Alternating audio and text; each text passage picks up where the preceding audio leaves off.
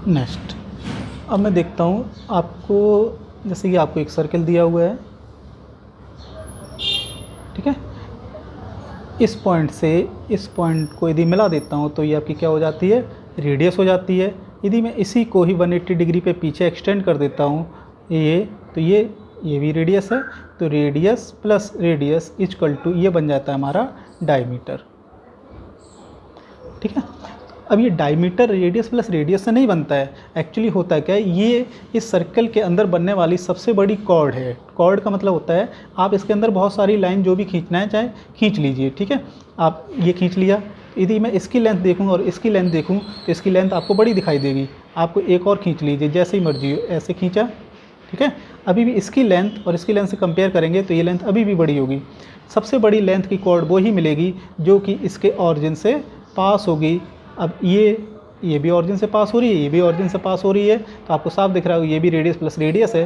तो ये सबसे बड़ी जो कॉर्ड होती है वो डायमीटर कहलाती है, रेडियस प्लस रेडियस डायमीटर नहीं कहलाती है।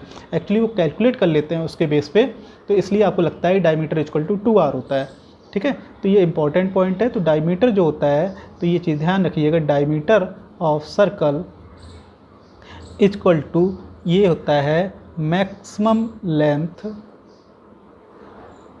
या मतलब कह सकते हैं कॉर्ड ऑफ मैक्सिमम लेंथ, ठीक है। जो मैक्सिमम लेंथ की कॉर्ड होती है उसको डायमीटर बोला जाता है, ना कि रेडियस प्लस रेडियस को बोला जाता है, राइट।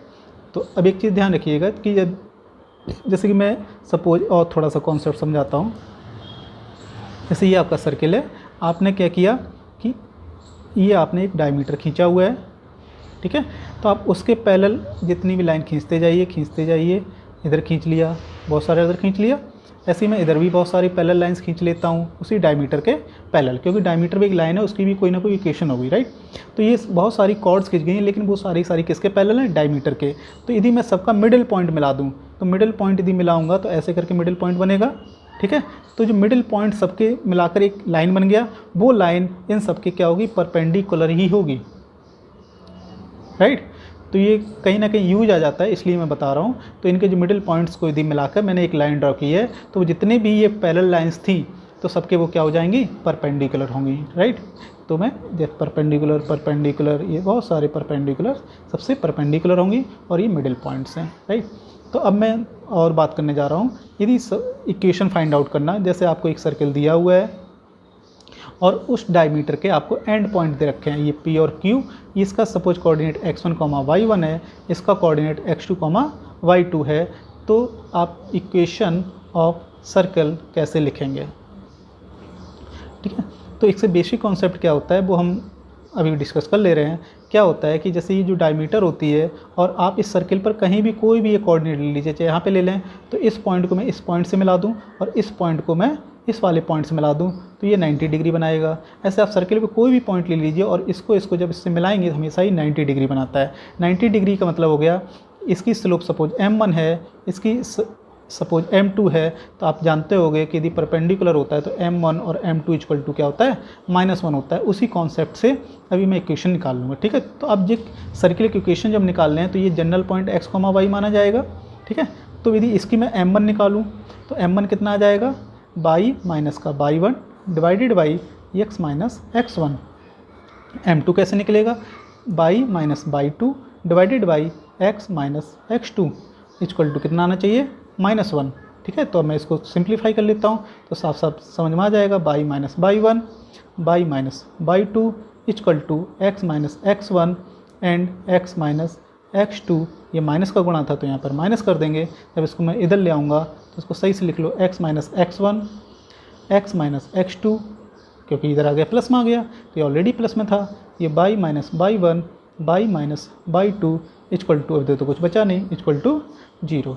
ये आपकी सर्किल की इक्वेशन हो गई। किस केस में, जब आपको डायमीटर्स के एंड पॉइंट दे रखे हैं, ठीक है। तो मुझे ये बेसिक कॉन्सेप्ट ही पता होना चाहिए, और साथ में ये आपकी इक्वेशन फाइनली भी जल्दी से याद होनी चाहिए कि हर बार जब मैं यूज करूँगा बार बार इस कॉन्सेप्ट को यूज नहीं करूँगा, माइंड में रहना चाहिए, लेकिन डायरेक्ट मैं इक्वेशन को ऐसे यूज करूँगा, राइट। अब एक कॉन्सेप्ट और देख लेता हूँ। एक कॉन्सेप्ट है कि intercept, length of intercept.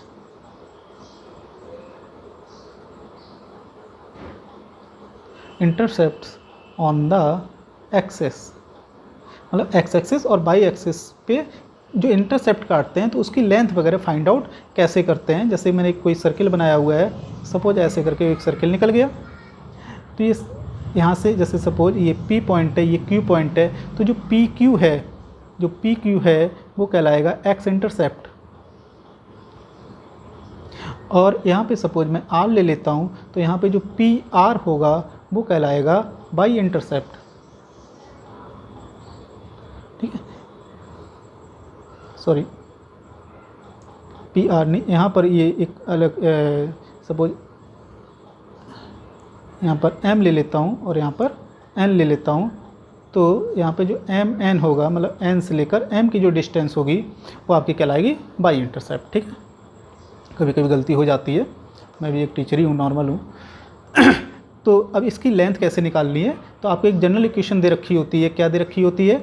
X square plus Y square plus का 2gx प्लस का 2f Y plus c equal to 0। तो ये जो लेंथ निकालते हैं वो होती है 2 under root F square minus C, और जो x इंटरसेप्ट निकलता है वो हमारा निकलता है 2 under root G square minus C, right. तो ये आपको फॉर्मूले याद रखने होंगे। 2 under root F square minus C, Y intercept को क्या करेगा, क्योंकि बाई के साथ एफ आ रहा है तो एफ स्क्वायर माइनस सी यूज करना है, और एक्स एक्सिस के एक्स के साथ जी आ रहा है तो ऐसे याद रखना है 2 under root G square minus सी। अब अंडर रूट आ गया तो ये भी पॉजिटिव नेगेटिव और इक्वल पे डिपेंड करेगा। तो ये कैसे हो जाएगा, कोई हमेशा तो ऐसा नहीं है कि कोई भी सर्किल, जैसे सपोज यदि ऐसे है तो ये किस पे इंटरसेप्ट बना रहा है, ये केवल बाई एक्सिस पे इंटरसेप्ट बना रहा है, लेकिन एक्स एक्सिस पे इंटरसेप्ट नहीं बना रहा है। इसका मतलब हुआ कि यहाँ पे जी स्क्वायर माइनस सी जो रहा होगा, इस केस में जी स्क्वायर माइनस सी नेगेटिव रहा होगा और एफ स्क्वायर माइनस सी आपका पॉजिटिव रहा होगा, ठीक है। अब ऐसे और केस देख लेता हूँ, जैसे सपोज ये है सर्किल है, तो इस केस में दोनों ही नेगेटिव रहे होंगे, इसलिए इसने बाई इंटरसेप्ट और एक्स इंटरसेप्ट नहीं बनाया है। तो कहने का मतलब यहाँ पे जी स्क्वायर माइनस सी ये भी नेगेटिव रहा होगा और एफ स्क्वायर माइनस सी ये भी आपका नेगेटिव रहा होगा, ठीक है। इन दोनों केसेस में क्या रहा होगा, इन दोनों केसेस में एफ स्क्वायर माइनस सी भी पॉजिटिव रहा होगा और जी स्क्वायर माइनस सी भी पॉजिटिव रहा होगा, इसलिए इसने दोनों एक्सिस को कट किया हुआ है, ठीक है। एक केस और डिस्कस कर लेता हूँ, जैसे सपोज ये एक सर्किल है और यहाँ पर एक लाइन खींचता हूँ और ये यहाँ पे बाई इंटरसेप्ट तो बड़ा सा बना रहा है, लेकिन एक्स एक्सिस को केवल टच करके जा रहा है, तो उस केस में G square minus C equal to 0 रहा होगा, क्योंकि जहाँ केवल टच करता है तो उसकी लेंथ कितनी होती है, 0 होती है। तो जी स्क्वायर माइनस सी इस केस में 0, मतलब केवल टच कर रहा है, ठीक है। तो मतलब कि यदि F square minus C equal to 0 तो मतलब बाई एक्सिस को केवल टच कर रहा है।